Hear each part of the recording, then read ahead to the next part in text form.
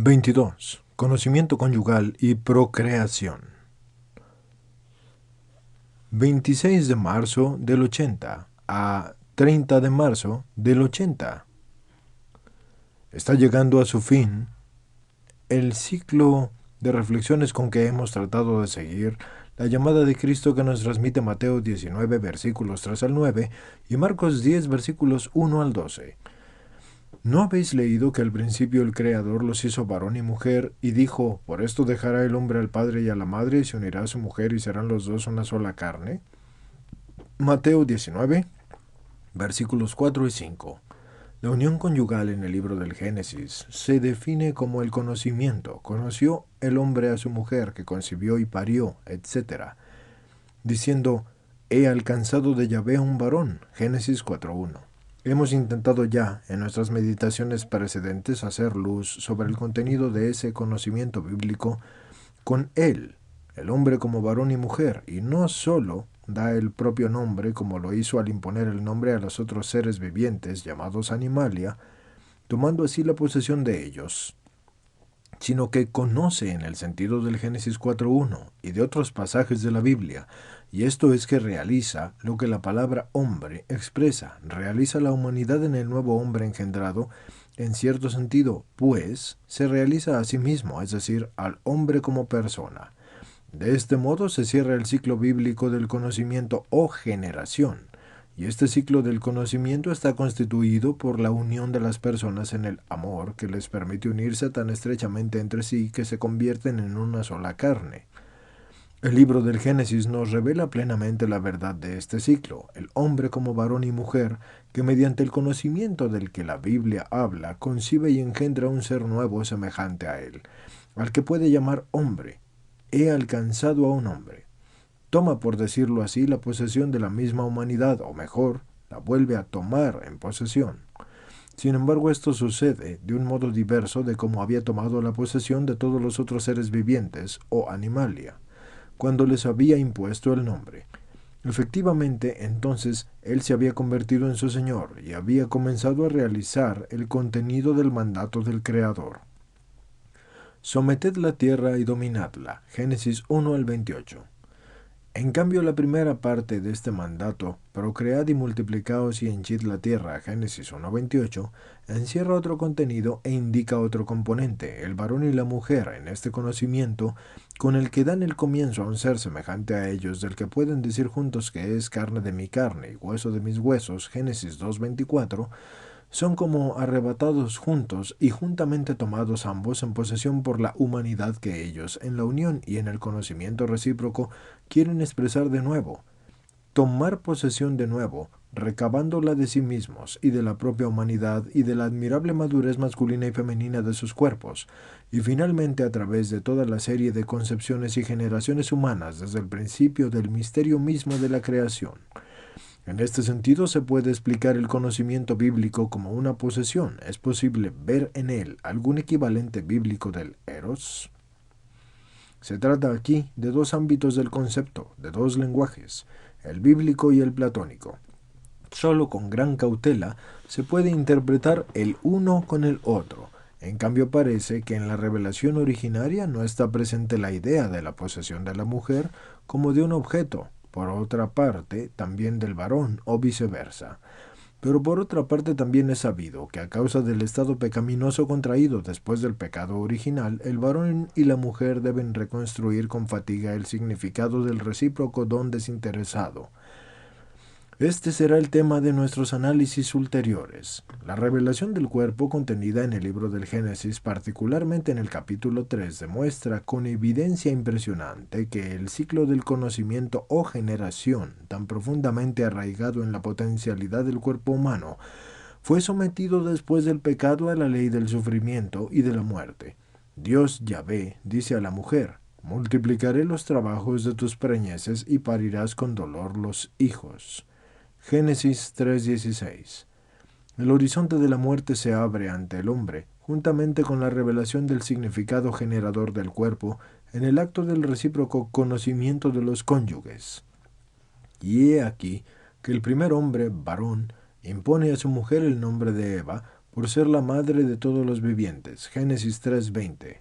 Cuando ya había escuchado él las palabras de la sentencia que determinaba toda la perspectiva de la existencia humana, desde dentro del conocimiento del bien y del mal, esta perspectiva es confirmada por las palabras: volverás a la tierra porque de ella has sido tomado, ya que eres polvo, y al polvo volverás. Génesis 3:19. El carácter radical de esta sentencia está confirmado por la evidencia de las experiencias de toda la historia terrena del hombre. El horizonte de la muerte se extiende sobre toda la perspectiva de la vida humana en la tierra, vida que está inserta en ese originario ciclo bíblico del conocimiento o generación, y el hombre que ha quebrantado la alianza con su Creador, tomando el fruto del árbol de la ciencia del bien y del mal, es separado por Dios Yahvé del árbol de la vida. Que no vaya a tender ahora su mano al árbol de la vida, y comiendo de él, viva para siempre. Génesis 3:22.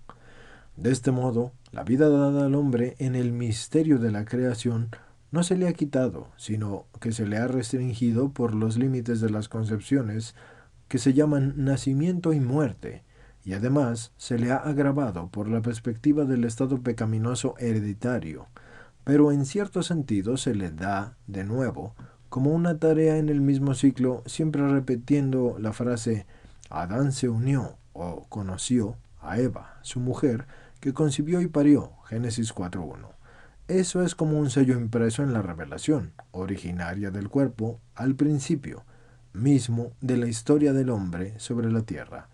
Y esta historia se forma siempre de nuevo en su dimensión más fundamental casi desde el principio, mediante el mismo conocimiento y generación de que habla el libro del Génesis. Y así cada hombre lleva en sí el misterio de su principio, íntimamente unido al conocimiento del significado generador del cuerpo.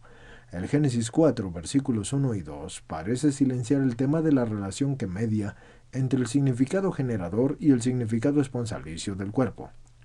Quizás no es todavía tiempo ni lugar para aclarar esta relación, aun cuando esto parece indispensable en análisis ulteriores.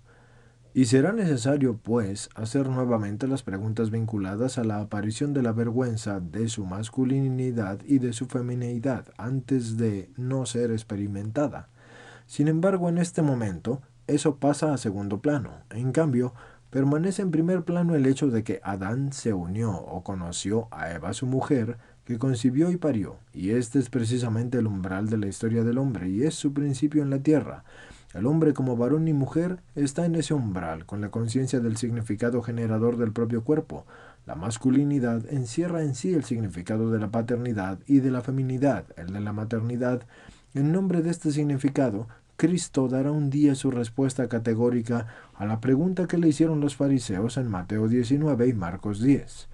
Nosotros, en cambio, penetrando en el contenido sencillo de esta respuesta, tratamos de aclarar el contexto de ese principio al que se refirió Cristo, en el que hunde sus raíces la teología del cuerpo, la conciencia del significado del cuerpo y la conciencia de su significado generador están relacionadas en el hombre con la conciencia de la muerte, cuyo inevitable horizonte lleva consigo, por así decirlo, y sin embargo, siempre retorna en la historia del hombre el ciclo del conocimiento y la generación, en el que la vida lucha siempre de nuevo con la inexorable perspectiva de la muerte y siempre la supera.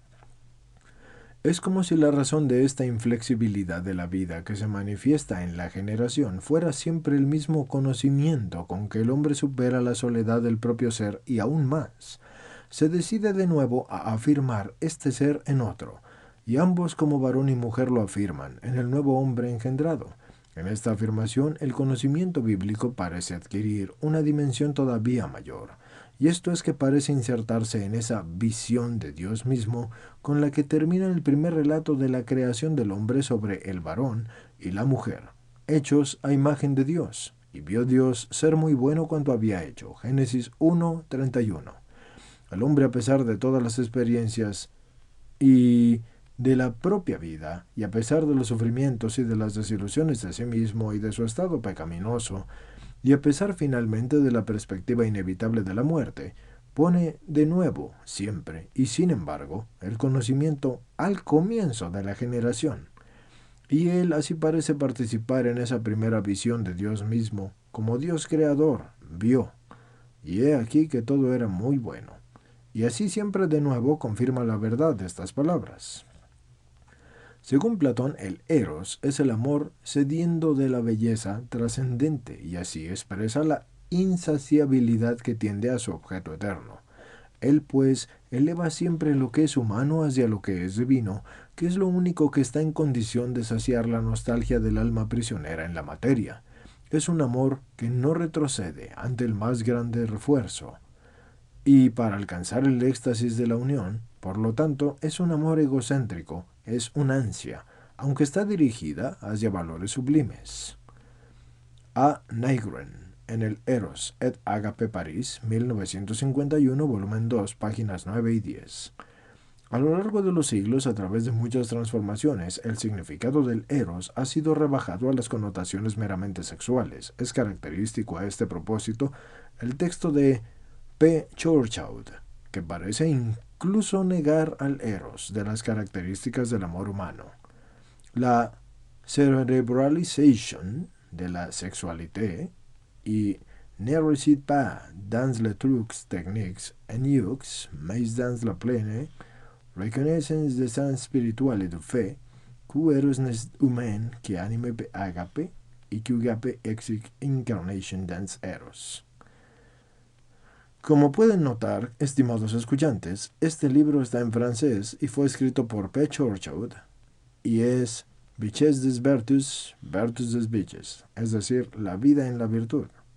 París 1963, página 147. La comparación del conocimiento bíblico con el eros platónico revela la divergencia de estas dos concepciones. La concepción platónica se basa en la nostalgia de la belleza trascendente y en la huida de la materia, y la concepción bíblica, en cambio, se dirige hacia la realidad concreta y le resulta ajeno el dualismo del espíritu y de la materia, como también la específica hostilidad hacia la materia. Y vio Dios que era bueno. Génesis 1, 10, 12, 18 y 21, 25. Así como el concepto platónico del eros sobrepasa el alcance bíblico del conocimiento humano, el concepto contemporáneo parece demasiado restringido. El conocimiento bíblico no se limita a satisfacer el instinto o el gozo hedonista, sino que es un acto plenamente humano y dirigido conscientemente hacia la procreación. Y es también la expresión del amor interpersonal. Génesis 29:20, 1 de Samuel 1 al 8 y 2 de Samuel 12:24.